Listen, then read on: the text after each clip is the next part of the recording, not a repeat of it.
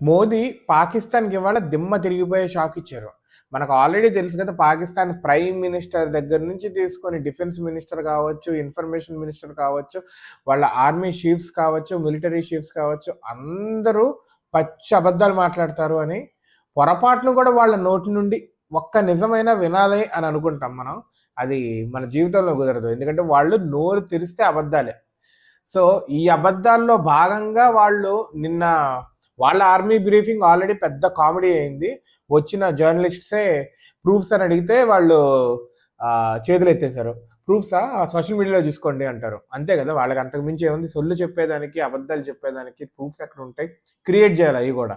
Already వాళ్ళేదో వాళ్ళ defence system అని చూపించుకుంటే ఏదో వీడియో గేమ్ ఫుటేజ్‌ని, వీడియోని చూపిస్తున్నారు వాళ్ళు. అంత దరిద్రానికి దిగజారిపోయారు. అయితే వాళ్ళు చెప్తూ నిన్న మన అదంపూర్ బేస్‌ని హిట్ చేశాము. అక్కడున్న S-400ని హిట్ చేశాము.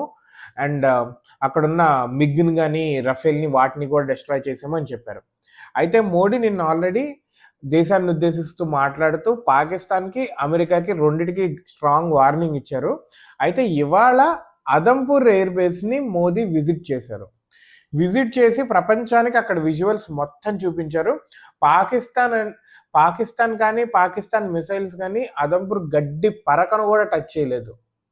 అదంతా క్లియర్‌గా చూపిస్తూ AS-400ని అయితే వాళ్ళు డిస్ట్రాయ్ చేశానన్నారో దాన్ని మోదీ మాట్లాడేదానికి బ్యాక్‌గ్రౌండ్ కింద పెట్టారు. ఏ మిగ్‌ని, ఏ రఫేల్‌ని అయితే వాళ్ళు డిస్ట్రాయ్ చేశామన్నారో వాటిని బ్యాక్‌గ్రౌండ్స్ కింద పెట్టారు. దీంతో క్లియర్‌గా చెప్పకనే చెప్తా అరే ఎదవల్లారా ఎన్నాళ్ళు బతుకుతారా మీరు ఇలా అబద్ధాలు చెప్తూ అని చెప్పి క్లియర్‌గా మోడీ మేము వాళ్ళు డిస్ట్రాయ్ చేయలేదు ఏమనలేదు. జస్ట్ అక్కడికి వెళ్ళి అక్కడ విజువల్స్‌ని ప్రపంచానికి చూపించారు అంతే. మన వాళ్ళు ఏది చెప్పినా విత్ ప్రూఫ్ చూపిస్తారు.